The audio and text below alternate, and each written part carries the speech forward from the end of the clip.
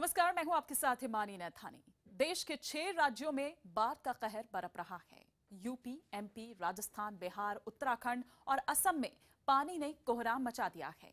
इन सूबों में एक तरफ नदियां उफान पर हैं, तो दूसरी ओर लगातार हो रही बारिश से सड़कों पर सैलाब आ गया है।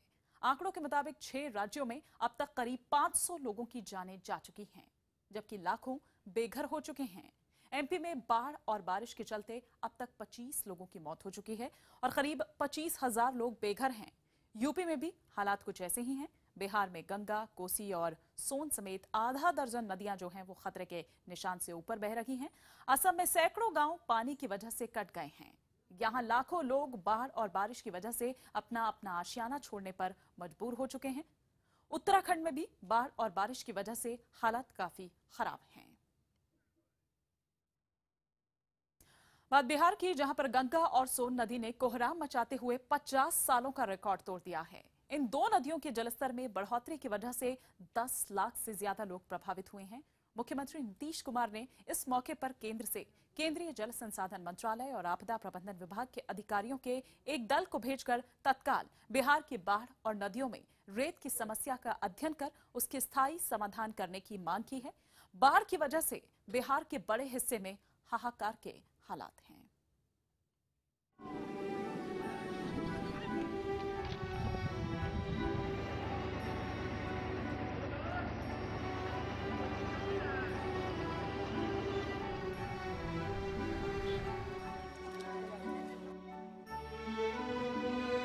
बिहार की राजधानी पटना, जहां बैठकर हुक्मरान पूरे सूबे की मुसीबत दूर करने का प्लान बनाते हैं। उनकी नाक के नीचे ही सब कुछ लबालब है। पटना में गंगा उफन रही है। छोटे आशियाने तो छोड़िए, बड़ी बड़ी इमारतों का हाल भी कुछ ठीक नहीं है।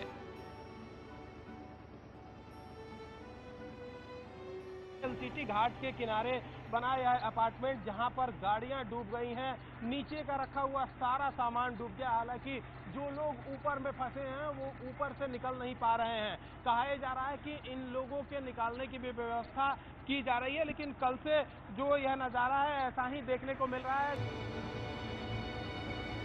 आमतौर पर आपने छोटे घरों में रहने वालों को पलायन करते देखा होगा, लेकिन ये क्या, यहाँ तो अपार्टमेंट में रहने वाले घर छोड़ने को मजबूर हैं, वो भी सिर पर सामान लाद कर। बिजली पानी सब ठप है। प्रशासन की क्या तैयारी है, जरा ये सुनिए। एनडीआरएफ की टीम्स लगाई गई हैं, गोताखोरों को तैनात किया गया है, माइक से भी अनाउंसमेंट करवाए जा रहे हैं। तो हम लोगों ने कोशिश की है कि लोगों को कम से कम परेशानी हो। और चूंकि बाढ़ का पानी जो निचले इलाकों में प्रवेश कर गया तो वहाँ काफ़ी घर प्रभावित हुए, तो उन घरों से लोगों को निकालना हमारे लिए सबसे बड़ी चुनौती है। और पिछले 24 घंटों में काफ़ी लोगों को निकाला गया और आगे भी आज ये भी ऑपरेशन जारी रहेगा।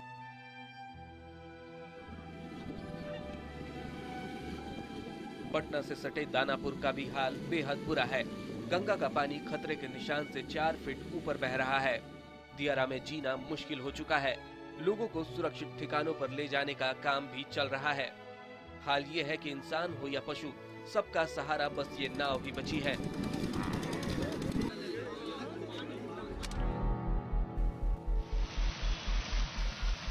बिहार के छपरा में गंगा उफन रही है।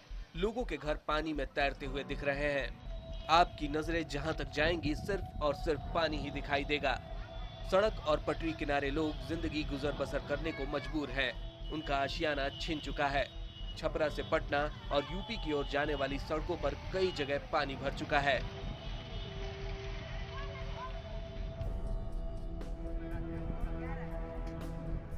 ये तस्वीरें हैं आरा बक्सर हाईवे की, जो उफनती नदी के पानी से लबालब है। एक तरफ गाड़ियों की लंबी कतार है, जबकि दूसरी ओर से लोग जान जोखिम में डालकर सड़क पार कर रहे हैं। यहाँ एक गलती जिंदगी पर भारी पड़ सकती है, बावजूद इसके वो आगे बढ़ रहे हैं।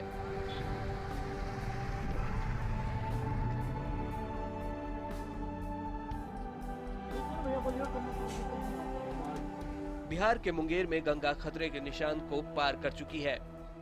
बाढ़ का कहर बरप रहा है। दियारा में हजारों लोग फंसे हुए हैं। दर्जनों गांव में घर डूबे हुए हैं, जबकि खेतों में नाव चल रही है। पावर हाउस भी पानी पानी हो चुका है। लोग सड़क किनारे शरण लेकर गुजर बसर कर रहे हैं।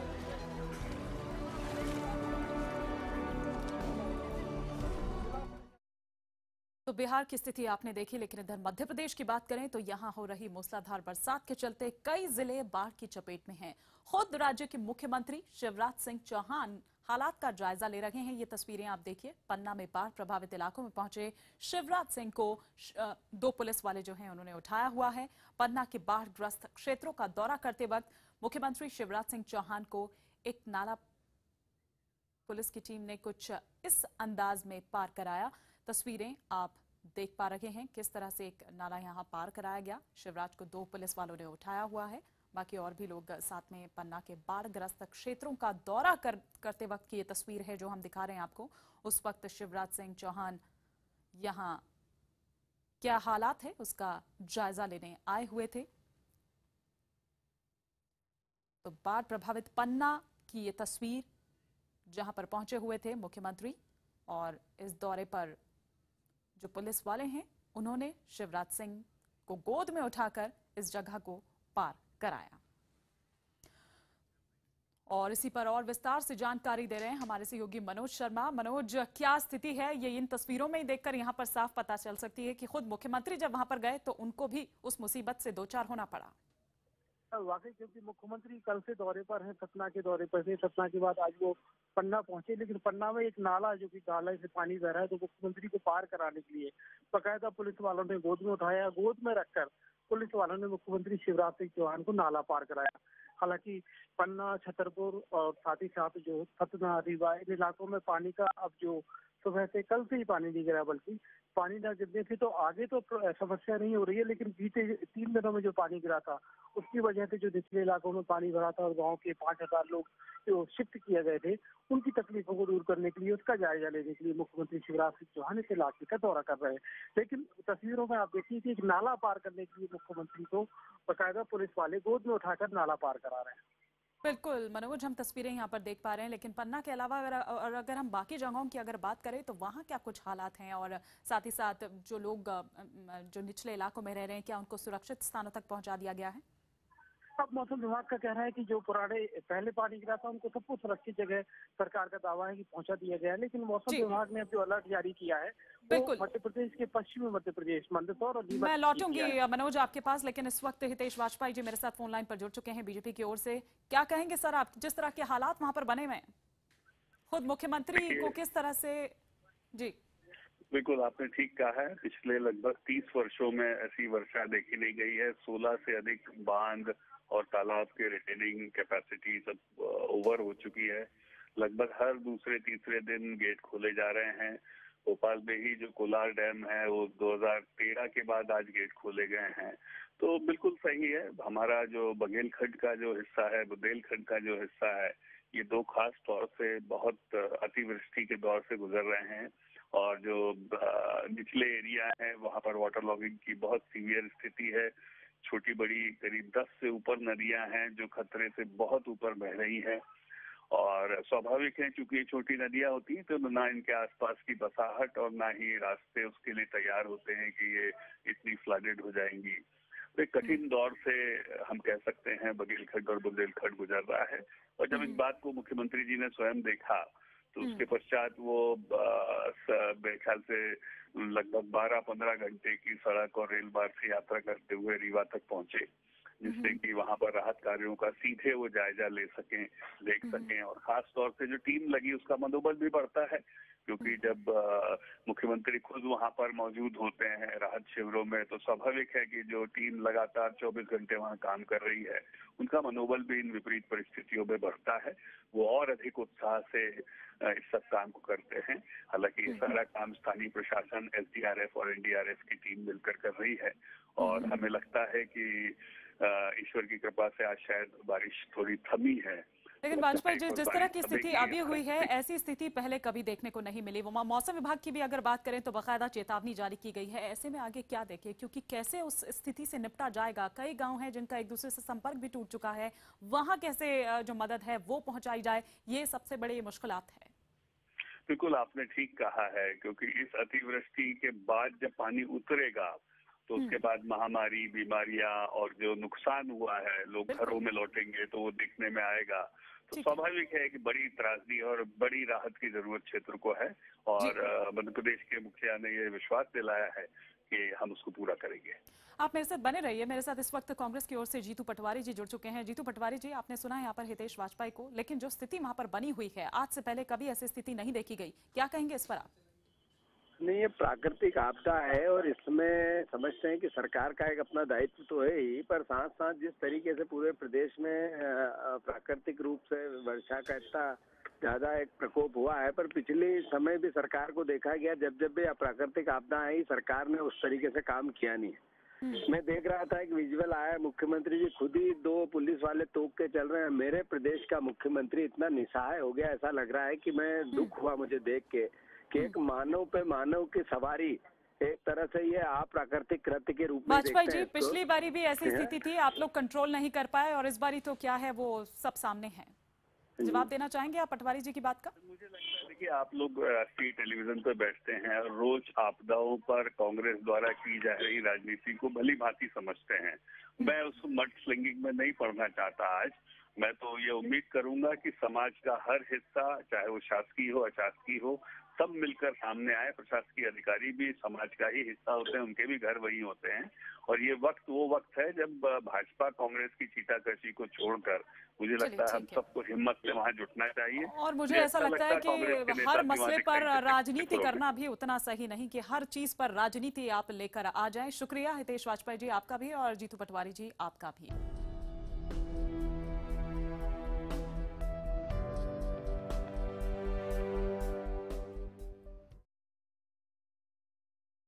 बात मध्य प्रदेश की हो रही है, जहां पर मौसम विभाग ने अगले 48 घंटों में मंदसौर, नीमच में भारी से भारी जो बारिश है उसकी चेतावनी जारी की है। मंदसौर जिले में बीते 2 दिनों से लगातार हो रही बरसात के चलते जिले के सभी स्कूल्स जो हैं वो सोमवार 22 अगस्त की जो छुट्टी है वो उसका भी ऐलान कर दिया गया है।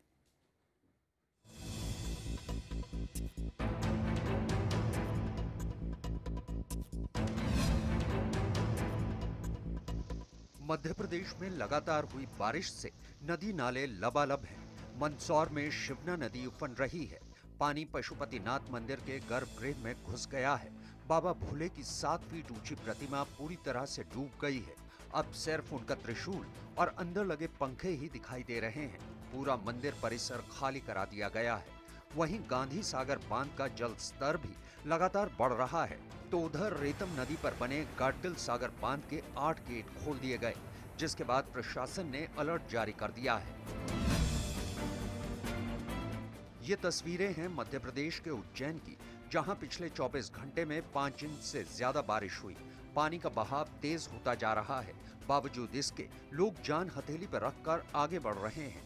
ये तस्वीरें देखिए, कैसे लोग एक दूसरे का हाथ पकड़कर सैलाब में आगे निकल रहे हैं। कदम फिसले तो बचना मुश्किल हो जाए, लेकिन वो क्या करें।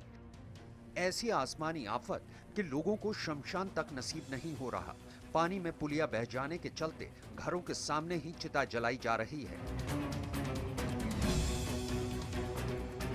मध्य प्रदेश के पन्ना में भी बारिश के चलते नदियों का जल स्तर लगातार लोगों की मुसीबत बढ़ा रहा है। यहाँ मेढ़ासन, व्यारमा, सुनार, ग्लागो, रुंज और बाघिन नदी अपने उफान पर हैं।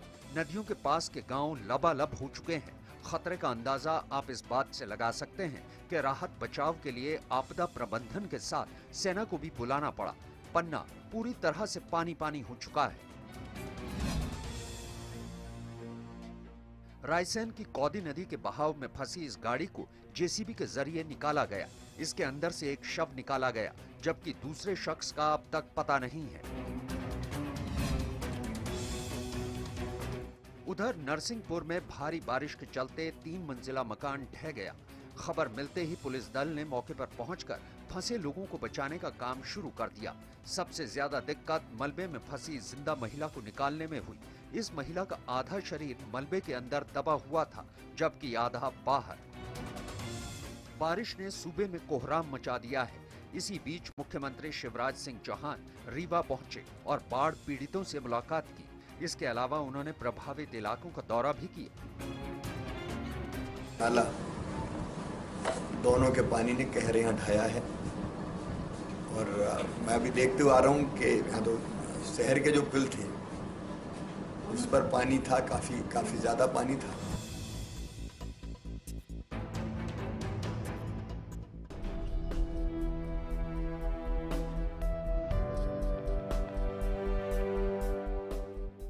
तो आधा हिंदुस्तान बाढ़ से बेहाल है। देश ने बाढ़ का ऐसा कहर बहुत कम देखा था। बाढ़ से उत्तर प्रदेश भी बेहाल है। यूपी में गंगा, यमुना और घाघरा ने कहर ढाया हुआ है। राज्य की ज्यादातर सभी जो नदियां हैं उफान पर हैं। बाढ़ और बारिश से जुड़े हादसों की वजह से 5 लोगों की मौत हो चुकी है। जगह जगह पर हजारों लोग बेघर हुए हैं। राहत और बचाव के लिए प्रशासन जुटा हुआ है, लेकिन सैकड़ों गांव ऐसे हैं जहां एक दूसरे से संपर्क उनका कट गया है। इस वजह से यहां मदद पहुंचाना काफी मुश्किल हो रहा है। हम आपको उत्तर प्रदेश के 4 जिलों की तस्वीर दिखा रहे हैं, जिसे देखकर आप अंदाजा लगा सकते हैं कि यूपी में लोग किस कदर बेहाल हैं। यूपी में बाढ़ के हालात कितने गंभीर हो चुके हैं, ये हम सुबह से IBN 7 पर आपको दिखा रहे हैं। अभी हम बलिया में मौजूद हैं और हमने आपको अभी तक जो तस्वीरें दिखाई हैं वो किस तरीके से लोग बाढ़ में फंसे हुए हैं, लेकिन अब हम उन गांवों तक पहुंचने की कोशिश कर रहे हैं जहां पर हजारों की तादाद में लोग बाढ़ में फंसे हैं NDRF की इस बोट के जरिए। यहाँ की तस्वीरें हम आपको दिखाना चाहेंगे। ये रोड के किनारे की तस्वीरें हैं जहाँ से हमने ये सफर शुरू किया है। आप देख सकते हैं बड़ी संख्या में गांवों से निकलकर लोग वहाँ पे पहुंचे हुए हैं और इस तरीके से आप एक सामने बोट देख रहे हैं। इस बोट पर गांव के तमाम ग्रामीण अपने गांव का सामान लेकर के पहुंच रहे हैं, जो कि अपने घरों का तमाम सामान बचाने की कोशिश में लगे हुए हैं। उसे लेकर के ये लोग गांवों से बाहर निकलकर सड़क पर पहुंच रहे हैं। यही इसी तरीके से ये लोग सड़क पर अपना डेरा डालते हैं और इसी तरीके से इन्हें यहाँ पर रहना पड़ रहा है। NDRF की टीम इस पूरे रेस्क्यू को करने की कोशिश कर रही है, पूरा रेस्क्यू ऑपरेशन चला रही है। हम इस वक्त NDRF की बोट में ही मौजूद हैं और इस बोट के जरिए हम जाएंगे उन गांवों तक, उन ग्रामीण इलाकों तक जहां पर चारों तरफ केवल पानी ही पानी है। ये जो दृश्य है यहाँ पर, ये किसी समंदर से कम नहीं है। आप एक छोर पर खड़े होकर जहाँ तक देखेंगे वहाँ तक केवल पानी और पानी ही है। ये बताइए, हम आपका जो घर देख रहे हैं चारों तरफ से पूरा पानी में घिरा हुआ है, कितनी मुश्किल हो रही है ऐसे में? आप बहुत मुश्किल है। लाइट की कुछ व्यवस्था नहीं है, जनरेटर वगैरह, इन्वर्टर वगैरह सब डाउन पड़ा हुआ है, मोबाइल का भी कोई साधन नहीं है। जितना हो सके अपना बचा ले। एकदम करीब है, आप जहाँ खड़े हैं ये आप यहाँ कल खड़े नहीं होंगे। गंगा का जो जलस्तर है, आसपास की जो नदियों का जलस्तर है, वो लगातार बढ़ रहा है पिछले कुछ दिनों से। ऐसे में हालात और भी ज्यादा गंभीर होते नजर आ रहे हैं। कैमरा पर्सन निजाम के साथ वासुदेव त्रिपाठी, बलिया, IBN 7। तो यूपी के बलिया की स्थिति दिखा रहे थे हमारे सहयोगी वासुदेव त्रिपाठी। इस वक्त हमारे साथ जुड़े हुए हैं। हम राजस्थान के बारां का भी रुख करेंगे, वहां से भवानी सिंह हमारे साथ हैं। लेकिन सबसे पहले वासुदेव त्रिपाठी का हम यहां पर रुख करना चाहेंगे। वासुदेव, क्या अभी तक किसी तरह की कोई मदद जो है राज्य सरकार की तरफ से वो यहाँ लोगों तक पहुंची है? हिमानी, देखिए तमाम तरीके की कोशिशें की जा रही हैं और उससे ज़्यादा दावे किए जा रहे हैं, वायदे किए जा रहे हैं सरकार की तरफ से, प्रशासन की तरफ से। लेकिन आज जिस तरीके से हम उन इंटीरियर इलाकों में पहुंचे, उन ग्रामीण इलाकों में पहुंचे जो बाढ़ से पूरी तरीके से घिर चुके हैं, वहां पर हमने जो बात की, जैसा कि हमने IBN 7 पर अभी दिखाया, लोग कह रहे हैं कि अभी तक कोई भी उनके पास नहीं पहुंचा था। IBN 7 की टीम ऐसी पहली टीम थी जो वहां पर उनका हाल पूछने पहुंची थी। हालांकि NDRF की टीम ने आज से रेस्क्यू ऑपरेशन यहां पर शुरू किया है, लेकिन सवाल ये उठ रहा है कि जब पिछले कुछ दिनों से बाढ़ के हालात इतने गंभीर हो चुके थे, तो ये रेस्क्यू ऑपरेशन शायद प्रशासन ने, सरकार ने देर से शुरू किया। इसे जल्दी शुरू किया जाना चाहिए था।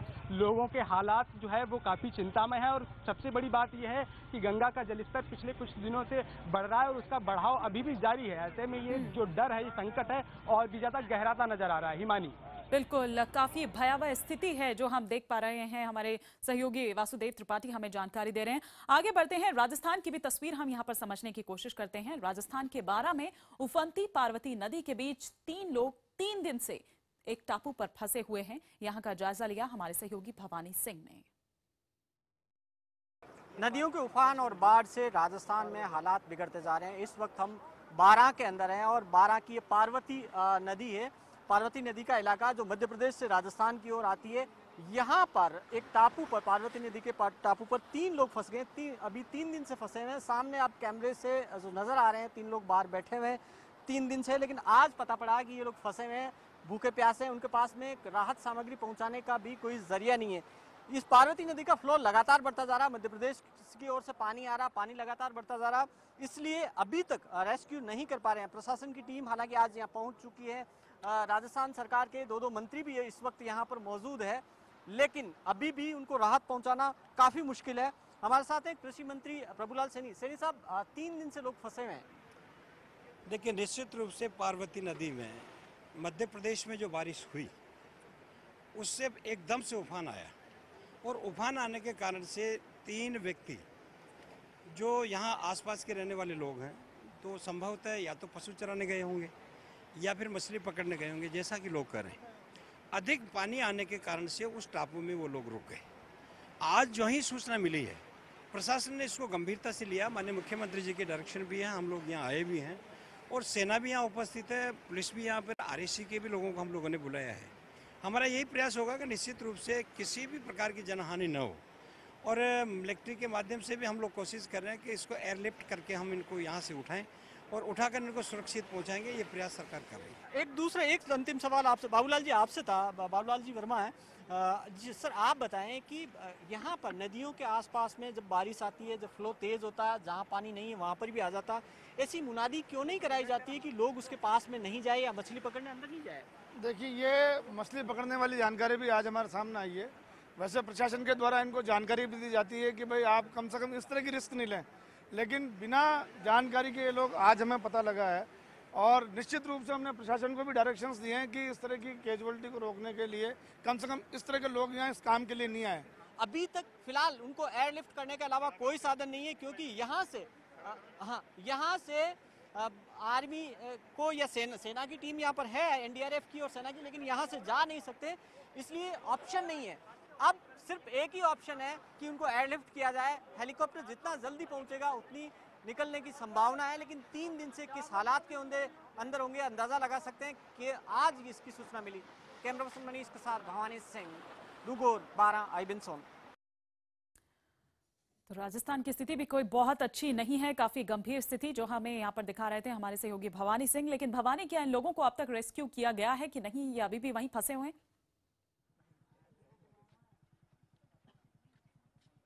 देखिए हिमानी, पहले तो इन जो 3 लोग फंसे हुए थे, इनको अभी थोड़ी देर पहले वायुसेना के हेलीकॉप्टर से एयरलिफ्ट कर दिया गया, इनको निकाल लिया गया अंधेरा होने से पहले।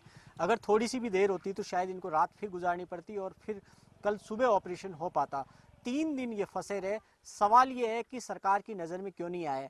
जब एक दिन पहले इन्फॉर्मेशन दी, आज उसके बावजूद बिना तैयारी के पहुंच गए, NDRF की टीम पहुंच गई, सेना की टीम पहुंच गई। इनको एयरलिफ्ट करना था, ये पता था पार्वती नदी के बीच से नहीं उठाया जा सकता इस तरीके से, तो फिर बाद में एयरलिफ्ट ही करना पड़ा। ये हालात यहाँ अकेले ये नहीं है, 4 डिस्ट्रिक्ट हैं, जो 12, प्रतापगढ़ और जो झालावाड़ का इलाका, चित्तौड़गढ़ का, चारों के अंदर यही पोजीशन है। आज 33 लोगों को एयरलिफ्ट किया गया, 3 इनको मिला दिया जाए तो 36 लोगों को एयरलिफ्ट करना पड़ा। इसके अलावा कई छोटी छोटी जगहों पर जहाँ नदियों के उफान की वजह से गांव गिरे हुए हैं, वहां पर कई जगह लोग फंसे हुए हैं। जब इन्फॉर्मेशन काफी लेट आती है तब उसके बाद में ऑपरेशन शुरू होता।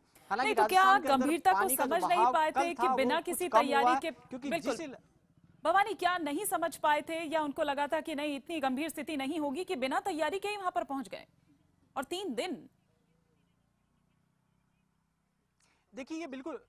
देखिए बिल्कुल लापरवाही का नतीजा है। केवल मसला यही नहीं है। जब हमने परिवार से बात की थी, परिवार ने कहा कि हमने कल ही इनको सूचना दे दी थी, तो कल जब उनको सूचना मिल गई तो उसके बाद में क्यों नहीं तैयारी हुई। और आप दोपहर तक, जब 2 मंत्री वहां पर खड़े, एडमिनिस्ट्रेशन की टीम खड़ी है और दोपहर तक बिना तैयारी के खड़े हैं, कह रहे हैं कि अब तो चॉपर से निकलेगा, पहले नहीं निकाल सकते हैं। तो आपको चॉपर क्यों नहीं लाया गया? वायुसेना जबकि अलर्ट की गई है। राजस्थान के अंदर सबसे अच्छी सुविधा यह है कि वायुसेना का कोऑर्डिनेशन है सरकार के साथ में। अगर इन्फॉर्मेशन देंगे तो 15 मिनट में जोधपुर से चॉपर आ जाएगा, एयरलिफ्ट किया जा सकता है। तो ये कहीं न कहीं सरकार की लापरवाही थी जिसको ध्यान नहीं दिया गया। और ऐसी कई जगह और है जो अभी आइडेंटिफाई नहीं हुई जिसमें लोग इसी तरीके से फंसे हो सकते हैं। जी मान बिल्कुल, ऐसी और भी कई जगहें हो सकती है जहां से संपर्क टूट चुका है, कोई मदद वहां तक पहुंचना तो दूर, ये पता भी नहीं चल पा रहा है कि कितने लोग वहां पर फंसे हुए हैं। शुक्रिया फिलहाल भवानी सिंह इस तमाम जानकारी के लिए आपका। लेकिन हमने आपको स्थिति दिखाई राजस्थान की, उत्तर प्रदेश की, मध्य प्रदेश की, बिहार की, ये क्या स्थिति बनी हुई है।